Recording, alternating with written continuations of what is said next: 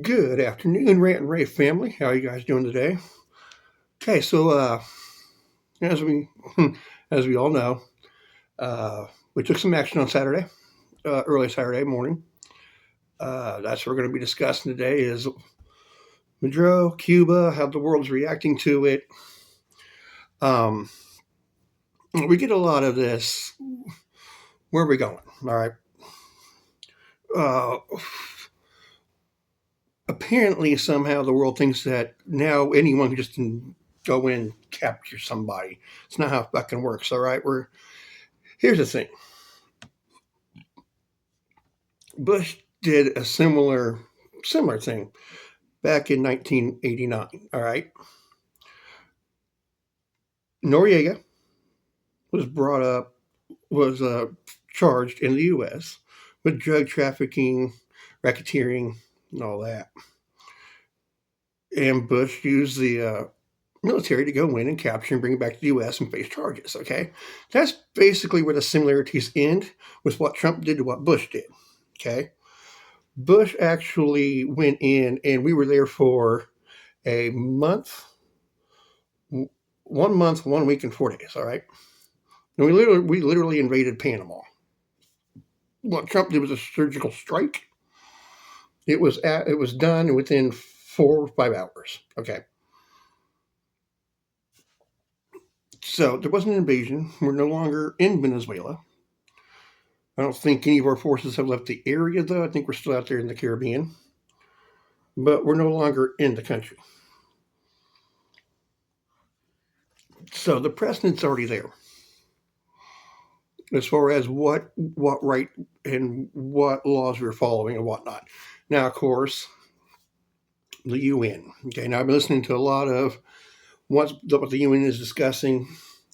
I thought about postponing the video launch before, so I can get the whole UN ruling.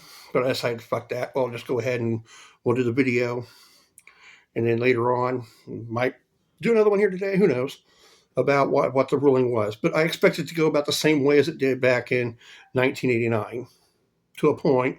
Obviously, there'll be different ground lines and all that the UN is saying on different points, but they basically back then the UN did condemn it, but it was vetoed later on, and they didn't condemn the UN back. But it took a few months. 1990, the U.S. was vindicated. Here's the thing. All right, here's what we're looking at. Sorry, I got my notes here written down and everything. So I've been on this since like Saturday, guys. By the way, we launched our channel on the Facebook. By the way, guys, so go on over there, take a look at it. Definitely join us there as well. So yeah, and the charges then, like I said, they were the same almost. So we don't have Maduro up on racketeering charges per se. We could have. I didn't hear any of those mentioned though when the charges were listed. It's about the same. And this, the Democrats and leftists out there protesting. Okay, let me tell you something. Go talk to the people that are here that fled Venezuela. Listen to some of those that are actually still in Venezuela. Okay, they're happy. They've been looking at this for decades. All right, they're ecstatic.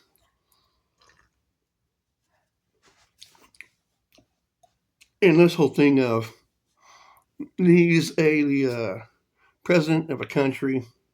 All right, we just went in and just grabbed the president of a country. We didn't. Okay, even the UN doesn't. The majority of the UN doesn't even recognize him as a legitimate leader of Venezuela. He lost the election in 2018, refused those results, and stayed in power. Okay, not a legitimate leader of Venezuela. Now, the burning question in everyone's mind, though, is where do we go from here? I mean, what's the end goal? Well, from what I understand, and my take on this is the end goal for one is to hopefully, I mean, this would be the best outcome, is the transfer of power goes to the legitimate president that was elected back in 2018. Okay. That would be the big goal right there. Bring him back in, put him into the presidency like Venezuelans wanted. That would be a good one. How long is that going to take? Well, we're in an uncharted territory here because everyone likes to bring up the Iraq and Afghanistan and all that. Well, the thing is, there in Iraq, there was no form of government per se once we took out Saddam. As a matter of fact, we created one. It was called the, hold on, let me look at this here real quick. So I have the CPA, okay? We created the CPA. Now, I wish I wrote down what the heck that stood for, but I didn't in my rush because I was listening to everything else too that was going on. But anyways, we set that up. Same thing with Afghanistan. There wasn't no transfer of power per se, really. I mean, look how that ended underneath the Biden administration. That was the transfer of power. Obama didn't have a plan. Trump had a plan. His plan was he was making deals, talking with the Taliban for a peaceful transition. Well, Biden threw that out the window when he took over in 2020. But even still, I think, I'm not sure. I've never even heard or I found anything there on what Trump's plan was on the transfer of power on that.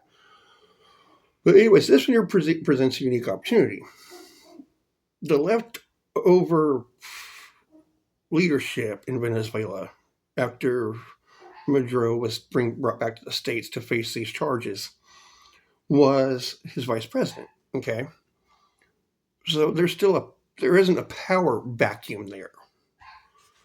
So how long is it really going to take for this whole transfer to take over? Don't know. Now we're facing something that hasn't been done before. Because of the fact that the government's still pretty much intact there. So we'll have to see how long it's going to take. The other thing too is everyone says it's an oil grab. If it was such an oil grab, then why are we going to keep the money that the oil companies are going to be making in Venezuela? Okay, we're not going to see much of that. The only thing that's going to happen is, hopefully, oil prices go down, which means our gas prices will go down. That's about it.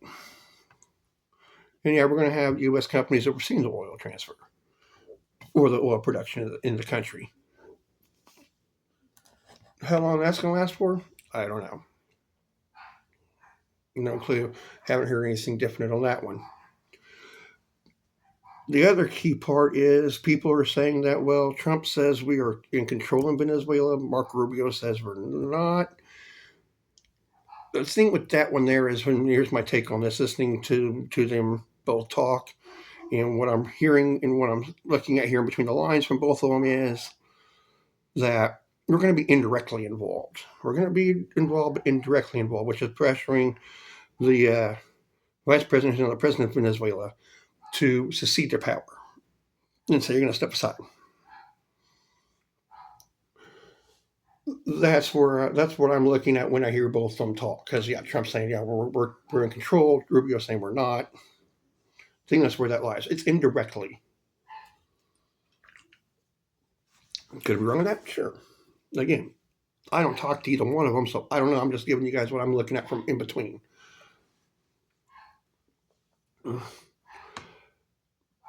Now we got the UN here. Okay. The UN isn't taking a non-pro stance. I mean, there's a few countries that are, but most of those are getting money from Maduro's regime anyway, aka Cuba, Nigeria.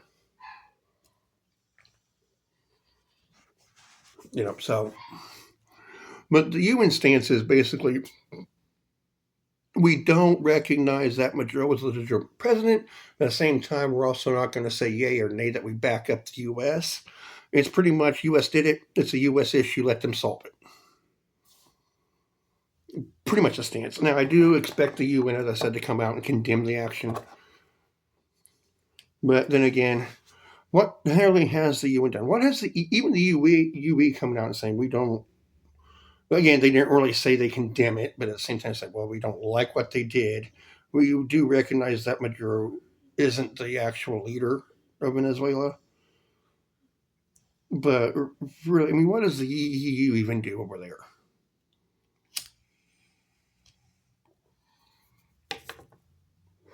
What pull does the UN really even have anymore? I mean, on that note, look, here's what we have done. Okay, it's legal, totally legit legal. He didn't recognize the results of election. He is a very dangerous individual. He has oppressed the Venezuelan people. He has gone against human rights. So everything that everyone is complaining about in the UN and in the EU, Maduro has done, okay? So really, everyone should be applauding, honestly. This brings me on to my next note. The EU needs to take care of Europe, all right? Something they haven't done. They never have done. They have let criminals, dictators run all across the Eastern Hemisphere. So before they go and talk about anything that we do over here, go take care of your own house first. So the fuck out of our front door. All right? We are showing that since we are the major player in the major powerhouse here in the Western Hemisphere, we're going to make sure that the Western Hemisphere is safe. We're not going to allow drug lords, cartels to run governments. We're not going to allow it. Now, are we going to go brazenly in, guns blazing and shit, if they're legitimate leaders? No, of course not. We're going to talk to them, like, hey, look, knock it the fuck off. Sure, and we will defend our borders. And we'll put pressure on them via sanctions, tariffs, or whatever. But Maduro, yeah, I called him that anyway, I don't give a fuck. This guy was not a legitimate leader. I cannot pound that in the damn heads enough with these damn leftists and everyone that go, well, he's president. And it's funny, too, listening to the UN talk, most of these countries, yeah, he's president. Dude, no, he's not. The majority of the UN even says he's not recognized as a legitimate leader. Quit calling him the damn president.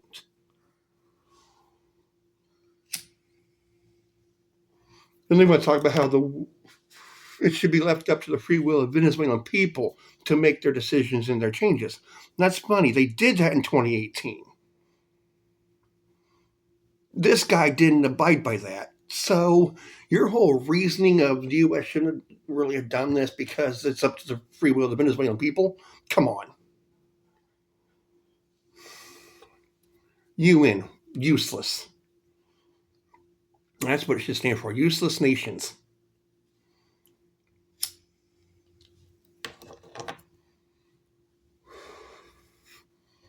Honestly, if I was president, I would say we're no longer in the UN. You guys don't do shit anyway. Except for bicker back and forth. I mean, heck, when you want to watch the UN, watch a simultaneous side-by-side telecast of the U.S. Congress and British Parliament side by side, and there's your UN. There you go.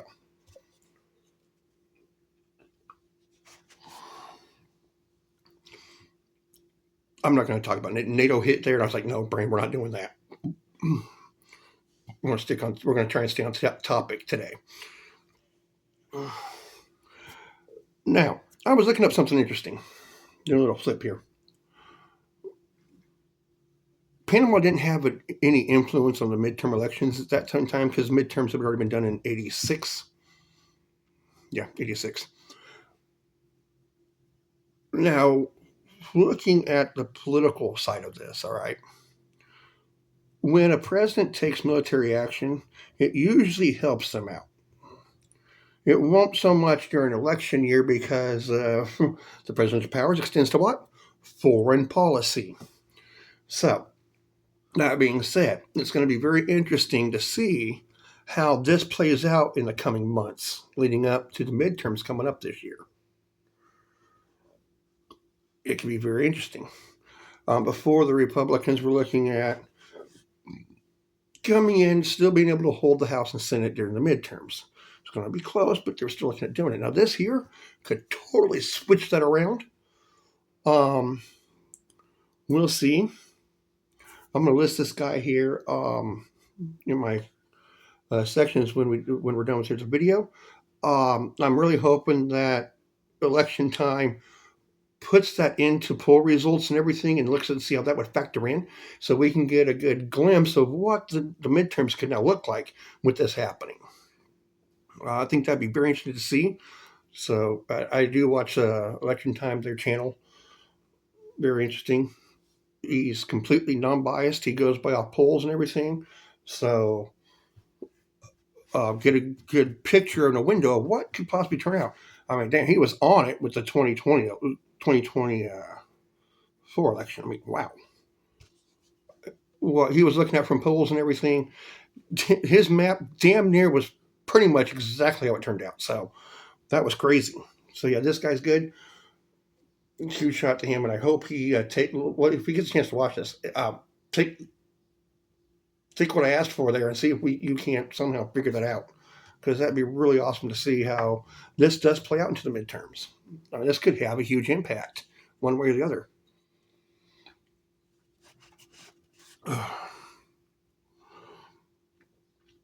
So yeah, I mean, this,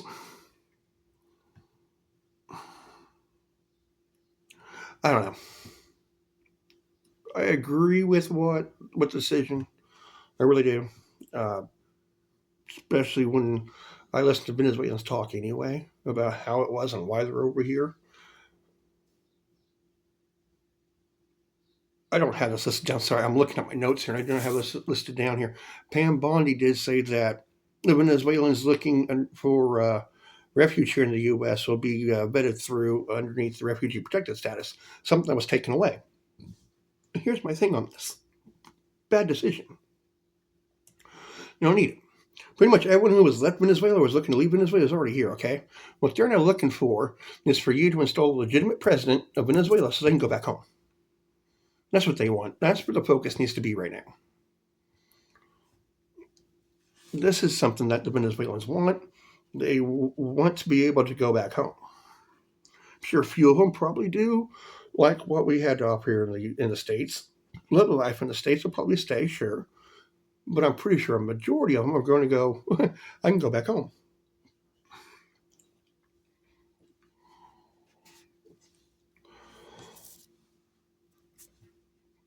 It's just sad that it really comes up to the will of the people. It really does. But when you have someone in power that doesn't abide by the will of the people, yeah, it's really hard to stand there on your stance and go, we'll just make your country better. Sure, you do go to make your country better, and some asshole out there goes, no, I don't care what you had to say. I'm staying in power. They're not changing shit. Actually, since you voiced your opinion and your voice, I'm actually going to make life worse for you. And it's kind of hard to say, well, hey, just going to make your country better.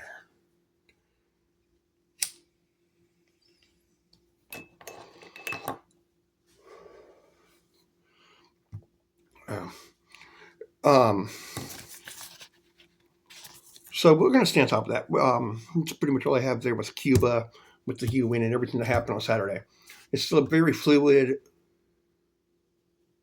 situation, so we'll stay on top of that. Definitely. We'll keep everyone informed. We'll be posting on Facebook, guys. We'll be doing videos. Our channel is definitely now changed to where we're doing one every day, Monday through Friday, guys. So stay tuned. Looking forward to the progress we've been making. It's hard to believe. Coming up in February, I think it was February when we launched this channel. It's going to be 6 years already. Kind of hard to believe. Boy, time has flown. We're proud to do it, happy to do it, keep you guys enlightened, let you guys know what's going on. And we do our best also to stay non-biased. Something that I've noticed even a lot of guys that I follow on YouTube said this in the last video, have a tendency not to do. We definitely know the mainstream media doesn't do it. So it's something that we do try to stay non-biased, just keep you guys informed on what's going on, give you guys information that you guys need to process and go on about your thinking process. All right, so with that there, wrapping up Cuba, let's now talk about Minnesota, shall we?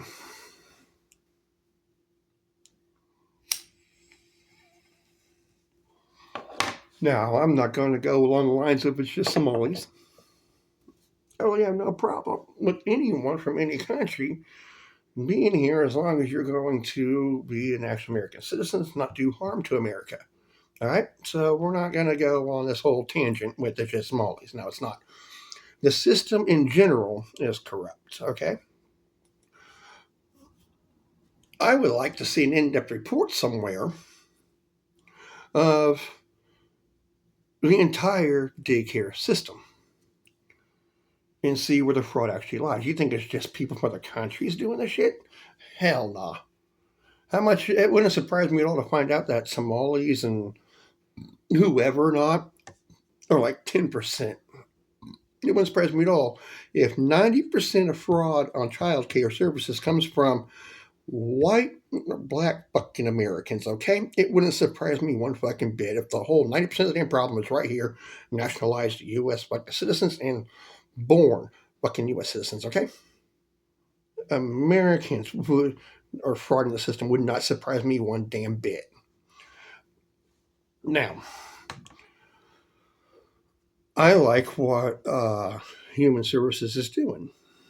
Pausing all funding until you can prove that you're a legit daycare center.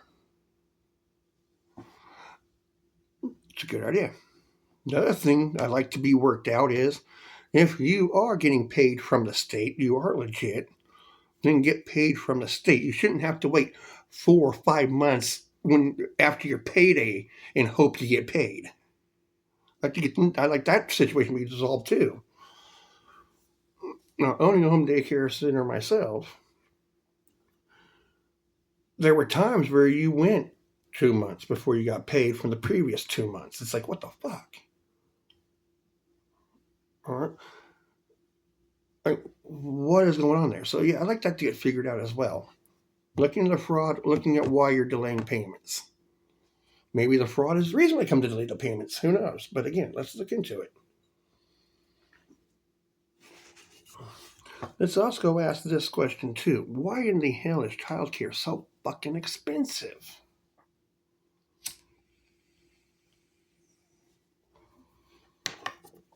Why are people getting charged $149 a fucking day?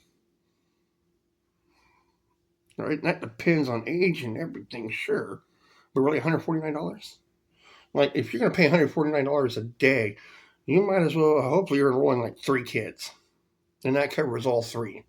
From ages of infant up to 10, okay? Ridiculous.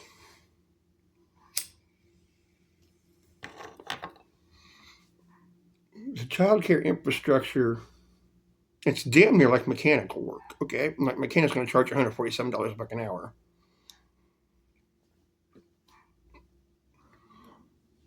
I know I kind of went off there, but bear with me. I was just looking at, the pay and all that, and just it's stupid. You almost look at this. Damn, this is like corrupt shit right here. From businesses everywhere, just more money in their damn pocket.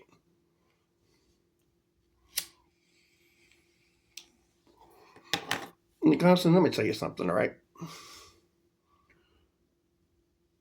A daycare center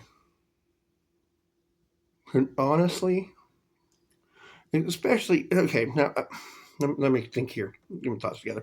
Now I can understand like a daycare center to a point. All right. They got utility bills, rent, and all that, because unless they own the land, they're going to be paying rent and shit for where their center's at. But let's just stay on what I know. Home daycares, there's no reason why you should be taking in $147 a fucking day. Really isn't. All right. And that's usually per child, by the way. Yeah, that's per child. So I'm not going to fucking ring around math and bring out a fucking calculator or whatnot. But still, if you're going at, let's say 50, okay, $50 a kid. So you bring in 3, there's your 150 a day. Okay. 9 out of 10 times, unless you're on a fucking extravagant fucking piece of property or something, your property taxes right now, and using today's money, about $600. Okay. So just if you already have 6 kids in your house, in your home daycare, you just made your property tax. So anything after that now goes to pay your utilities. It goes to pay the food for them. So you're going to tell me that a home daycare can't operate off of a monthly budget of, say, $5,000? They seriously have to be bringing in around $10,000 a month? Come on. No, they don't. No. It's called taking advantage of the situation and taking advantage of other people.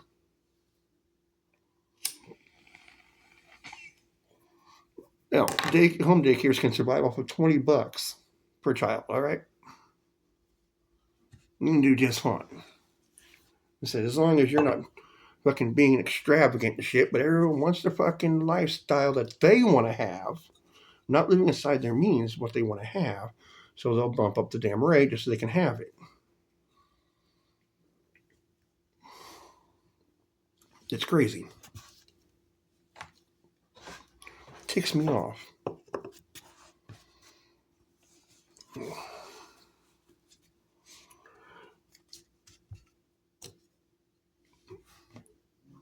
I know probably what you all are thinking. Well, what were your rates? Well, my rates for the government